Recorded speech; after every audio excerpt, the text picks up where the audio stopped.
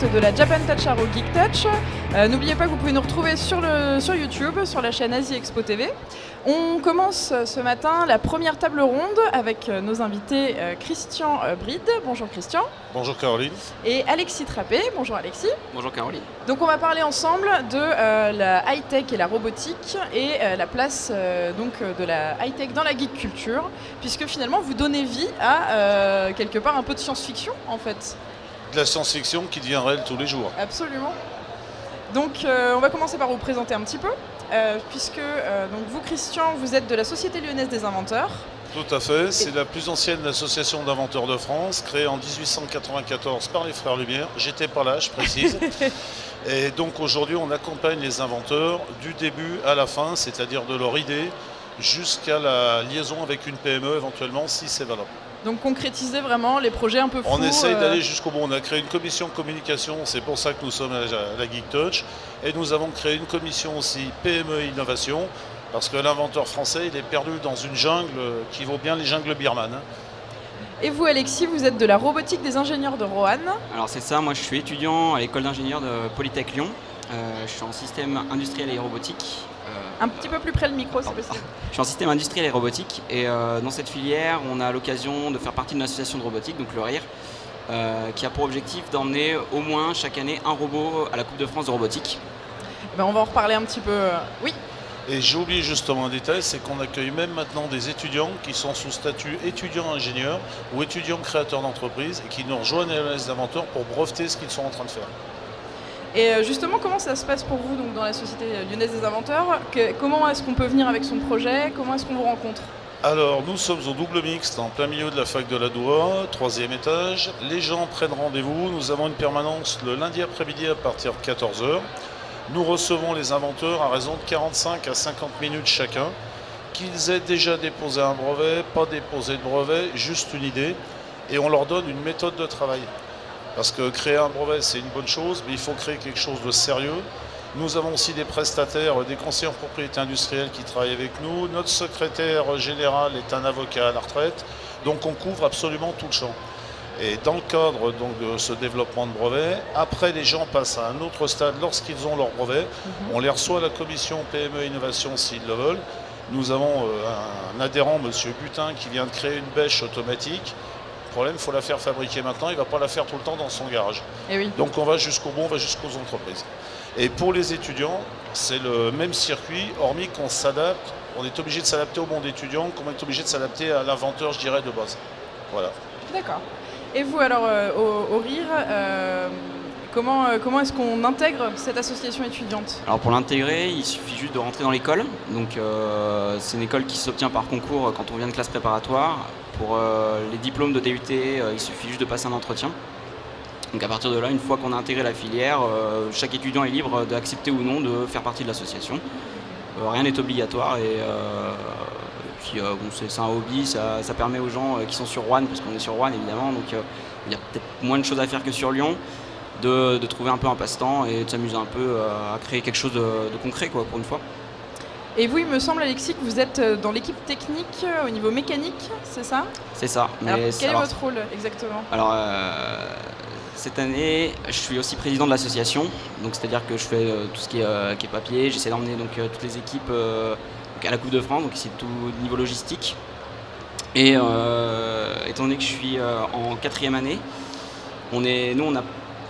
dans l'association, on n'a pas vraiment l'obligation d'apporter un robot. C'est plus nos 3e années qui sont dans l'obligation quelque part de faire avancer le projet. Donc on est là juste en retrait pour les aider. On essaye quand même de monter un robot et là je suis cette année encore une fois dans la partie mécanique, donc je monte une base roulante. C'est moi qui choisis les composants et qui les monte. Après je laisse les équipes électroniques et programmation faire le reste. Vous êtes environ combien de personnes par équipe? Alors en 4e année, donc, comme on a une charge de travail qui est supplémentaire avec les cours, généralement il y a moins de personnes qui sont intéressées, donc là on est 3 cette année. En 3e année ils sont 20.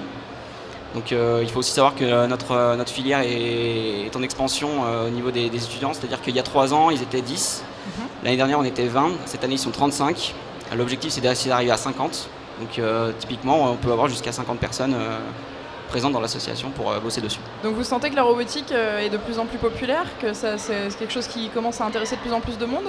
Alors ça intéresse de plus en plus de monde, ça fait peur aussi à de plus en plus de monde, les gens qui ne s'y connaissent pas entre guillemets, qui voient ça de loin. Après, il y a la geek culture qui a permis de vraiment de faire connaître la robotique. Hein. Quand on voit tous les films, les mangas, toutes ces choses-là, les gens s'intéressent de plus en plus en se disant c'est vraiment génial, ça serait cool que ça arrive chez nous. Et ce qui est encore plus cool, c'est qu'on se rend compte que ce qui se passe dans les mangas, par exemple il y a 30 ans, ça commence à voir le jour maintenant. Et franchement, nous quand on voit ça, on se dit chapeau quoi. On aimerait bien en faire partie. On serait sorti un peu du fantasme du robot comme on l'imagine dans les films, pour se rendre compte que la robotique elle est partout peut-être? Je mets un bémol parce que le fantasme du robot dans les films type Terminator, c'est déjà construit, ça existe notamment aux USA et c'est d'ailleurs un danger. Par contre, pour le grand public, se fabriquer son propre drone, c'est relativement simple. Vous avez des dizaines de sites de modèles réduits sur Internet qui vous offrent les plans, qui vous donnent les composants achetés et après, c'est comme le mécano quand on était petit. On met un fil, on met un moteur et ça marche tout seul. Et systématiquement, ce qui est proposé, ça c'est un petit peu l'intérêt d'Internet, ça donne des choses qui fonctionnent. Parce que faire un prototype, c'est pas toujours gagné, j'en ai cassé pas mal. Donc il y a aussi ce côté communautaire finalement, de plus en plus de gens qui ont de plus en plus accès à des informations et ça leur permet de s'y intéresser plus facilement ou d'avoir l'impression que c'est plus facile de concrétiser quelque chose? Dans le cadre de la Société lyonnaise des inventeurs, on défend le droit de la propriété intellectuelle. Donc quand vous déposez un brevet, c'est effectivement pour en tirer de l'argent derrière. Il y a très peu de gens qui ont déposé des brevets qui les ont donnés au monde entier. L'open source, pour nous, ça nous pose un problème en termes de fonctionnement pour les brevets, mais par contre, c'est un bon moyen pour les gens de se former. Donc les deux, je dirais, ne sont pas complètement compatibles, mais ne sont pas adversaires non plus. Je vous vois faire la grimace, Alexis. C'est-à-dire qu'à notre niveau, l'open source, c'est vraiment une chance et sans ça, on ne pourrait même pas se lancer. C'est-à-dire que s'il n'y a pas d'open source, nous, à la base, faudrait qu'on attende d'être dans le milieu de l'entreprise pour avoir accès à toutes ces informations-là. Et c'est pas forcément évident plus on attend et plus c'est compliqué de s'y intéresser, de rentrer dedans. Après moi je comprends que si il y a des gens qui doivent gagner leur vie avec ces choses-là et donc le problème c'est qu'il faut faire un compromis à un moment quoi. Il faut faire un compromis à un moment je pense. Et vous à la Société lyonnaise des inventeurs, est-ce que vous avez l'impression qu'il y a plus de gens qui viennent vous voir? Est-ce que les gens ont plus cette impression qu'ils peuvent concrétiser quelque chose? Alors la Société lyonnaise des inventeurs étant quand même relativement âgée, il y a une reprise en main il y a 2 ans avec la création de ces 2 commissions, une publicité dans le quotidien régional que je ne citerai pas, et donc ça nous permet tous les lundis, on reçoit 3 à 4 inventeurs. À la commission PME Innovation, on reçoit 3 à 4 inventeurs, mais c'est un vendredi par mois. Mais pour vous donner un ordre d'idée, depuis le 1er janvier 2016, on a 40 adhérents de plus. D'accord. Ce qui fait qu'à la fin pour l'Assemblée Générale qui est fin avril, on peut estimer quand les adhérents de l'année dernière, ceux des années d'avant et les 40 nouveaux, on va être une petite centaine. Mais c'est vrai que les gens viennent et le milieu étudiant se déplace maintenant. Et notamment, on a un gars qui nous fait j'ai pas le droit de vous dire ce que c'est comme robot, mais il fait un robot qu'on va dire grand public, pas pour jouer, pour une application, je dirais, pratique, technique. Ça fait 6 mois qu'il travaille dessus et il est venu nous voir directement. Alors de notre côté, moi je suis en train d'établir le record de durée pour drone de moins de 5 kg, grâce au soutien de 2 sociétés DC2 qui vous connaissent d'ailleurs, et la société Avia. Si ça va jusqu'au bout, ça me permettra derrière de distribuer plus facilement. Et on a aussi donc dans nos ateliers, on parlait tout à l'heure de geek culture, on a aussi Geoffrey qui a mis au point une table de relaxation avec des ondes vibratoires et des ondes sonores. Je vous conseille de venir l'essayer. Ah bah avec plaisir, on a toujours besoin de se reposer un petit peu. Justement, donc là vous êtes sur le salon pendant les 2 jours, il y a énormément de monde qui passe à vos stands. Qu'est-ce qu'ils peuvent trouver? Qu'est-ce qu'ils peuvent venir découvrir? Alors j'ai amené mon drone déjà pour le record qui doit être établi dans le mois suivant. Nous avons Little Bit qui est avec nous, les briques, les Lego électroniques, et nous avons Geoffrey avec sa table de relaxation. En même temps, on affiche quelques inventions qui ont déjà été présentées à notre concours d'invention annuel, dont si vous avez une voiture électrique, on a quelqu'un qui a mis au point de remorque avec un moteur dedans, parce que votre voiture électrique a 150 km d'autonomie. Cette remorque, vous lancez le moteur, vous rechargez votre batterie, vous arrivez à Marseille. Voilà. Ça aussi, c'est de la geek culture quelque part, l'électrique. Oui, complètement, cette recherche d'innovation, et puis de toute façon, la science en général fait partie de la geek culture. Et de votre côté, alors qu'est-ce qu'on trouve sur le stand du Rire? Alors sur notre stand, on trouve les robots qu'on a commencé à concevoir cette année. Donc on présente un peu ce qu'ils sont capables de faire à l'heure actuelle et à quel niveau on veut arriver. On explique aussi aux gens comment ils peuvent créer ce genre de robot, en leur montrant que c'est pas si compliqué que ça, qu'en s'y mettant un petit peu, on peut le faire. Et puis on présente aussi l'école, au passage, qui pour avoir un peu plus de renommée, c'est normal. Qu'est-ce que vous pensez du niveau high-tech, entre guillemets, de la région lyonnaise? Est-ce que vous trouvez que c'est une région qui est spécialement active dans ce domaine-là? Alors ça dépend dans quoi. Tout le monde sait que dans la région lyonnaise, par exemple, tout ce qui est nanotechnologie, c'est plutôt Grenoble. Tout ce qui est médical, c'est plutôt Lyon. Et maintenant, le problème, c'est quand on fait de la création, c'est trouver de l'entreprise qui soit à même de réaliser la création. Dans le cas d'un hélicoptère électrique, je suis parti en Franche-Comté. Je n'ai pas trouvé une seule entreprise à Lyon capable un appareil grandeur, un monoplace où on s'assoit dedans. Je n'ai pas trouvé une seule entreprise dans la région. On a des idées, mais c'est la réalisation qui... Ça pose des problèmes. Alors il est vrai que certaines parties, comme dans les jeux vidéo et autres, grâce à Bruno Bonnel qui avait un infogramme, ça a pris une grosse extension. Mais on a quand même des limitations. Et puis avec la nouvelle région, c'est pas ce que ça va donner non plus. Et votre avis, Alexis, sur le niveau high-tech de la région? Comme je vous dis, on n'a pas forcément beaucoup de contacts avec les entreprises. On est plus centré sur la région de la Loire en plus que Rhône. Je la trouve moins active. Ils sont plus dans le domaine technique, manuel. On trouve plus d'entreprises qui par exemple forment le métal ou ce genre de choses, des fonderies aussi, que d'entreprises vraiment technologiques. Je pense qu'il y a aussi certaines entreprises ont du mal à passer le pas. J'ai personnellement fait un stage de 6 mois dans une entreprise de fonderie qui sont encore très très manuelles, alors qu'il y a beaucoup de techniques, maintenant qui permettent d'augmenter la production ou d'améliorer cette production-là. Et ils n'osent pas passer le pas parce qu'ils ont peur de s'y perdre et de perdre de l'argent là-dedans. Et puis c'est des entreprises aussi qui emploient des gens depuis des années qui n'ont pas forcément envie de changer leur manière de travailler. Et je pense que c'est ce qui freine un peu. Et il a raison sur le fait de l'âge des personnes, parce que l'agriculture, il n'y a qu'à voir le public qui était là hier, c'était moins de 30 ans. Donc aujourd'hui, quand quelqu'un a 50 ans et est dans une entreprise, s'il n'a pas commencé l'informatique dans les années 80, il ne s'y mettra pas la semaine prochaine. Ça, c'est certain. Donc vous pensez que le public a besoin justement de sang neuf un petit peu dans ce domaine? Vous savez, c'est un peu une révolution industrielle. Lorsque quelqu'un était maréchal ferrant avant-guerre, après-guerre, il a fait de la mécanique automobile. Aujourd'hui, les gens qui travaillent encore sur un tour à commande manuelle seraient dépassés par les tours à commande numérique. Il faut se remettre en question, il faut accepter ce changement parce qu'on n'ira pas contre le progrès, il ne faut pas se leurrer. Donc il faut que les gens se forment et à tous les âges.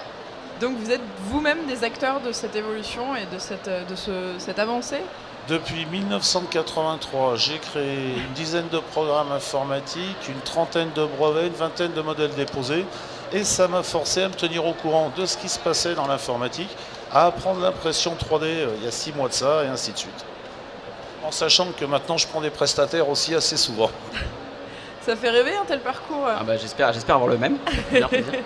Et justement, vous, votre avenir, vous le voyez toujours dans la robotique ou bien dans d'autres domaines qui vous intéressent? J'aimerais beaucoup travailler dans la robotique, et notamment dans la robotique médicale. Je pense qu'il y a beaucoup de choses à faire, il y a beaucoup de choses à trouver, et c'est un domaine qui est, je pense, porteur et qui pourrait amener de nouvelles solutions.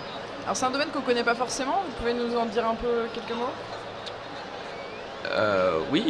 Les robots dans la médecine Les robots dans la médecine, on en voit déjà plusieurs. Il y a une société en France qui est très réputée là-dedans, qui s'appelle MedTech, qui est basée à Montpellier, qui a créé, il me semble, le premier robot chirurgien. Donc c'est-à-dire que les chirurgiens n'ont même plus besoin d'être au bloc opératoire, et c'est un robot qui fait les opérations, ce qui est quand même un avantage certain pour le chirurgien qui doit généralement pratiquer pendant plusieurs heures. Si c'est un robot qui le fait à sa place, généralement ça va quand même vachement mieux et vachement plus vite. La robotique aussi peut permettre de faciliter certaines choses. Il vient d'avoir un exemple qui est passé sur une chaîne de télé. Une petite société a créé un robot dans lequel un défibrillateur est intégré. Si quelqu'un fait un problème cardiaque, il fait le 17, le drone arrive et il y a un écran avec l'opérateur derrière qui explique, ce qui évite les problèmes d'embouteillage, etc., etc., etc. Au niveau médical, il y a des choses à faire, je pense. Est-ce qu'on risque pas d'être dépassé un jour par la technologie? Là, c'est le problème pour l'instant de l'intelligence artificielle qui est beaucoup discutée en ce moment. Personnellement, je pense que faire des robots tueurs pour l'armée, je suis officier de réserve, c'est pas un problème, mais je pense que le problème du robot tueur est un gros problème. On va en arriver à Terminator, un de ces jours. Alexis? Je suis d'accord aussi. Après, dépasser, si on reste dans les cadres d'usage technique pratique, autre que l'armée, encore que on se rend compte que toutes les technologies qu'on a aujourd'hui passent par l'armée au préalable. Donc, quelque part, on est quasiment obligé d'y passer, même si on pourrait, je pense, bien s'en passer. De toute façon, il ne faut pas se leurrer, même si c'est pour faire un robot qui remplace une domestique à la maison, si le robot se détracte et qu'elle a un couteau de cuisine dans les mains, ça va faire mal. Très bien, je vous remercie en tout cas beaucoup d'être venu avec nous sur le plateau. Donc pour tous les curieux et les inventeurs en herbe qui voudraient les retrouver, donc, il s'agit de la Société lyonnaise des inventeurs et de la robotique des ingénieurs de Roanne. Vous pouvez les retrouver au E=MC2 Corner, qui se trouve donc dans la Geek Zone derrière nous. Merci beaucoup messieurs, on vous retrouve dans le salon du coup. Merci Caroline. Merci à vous.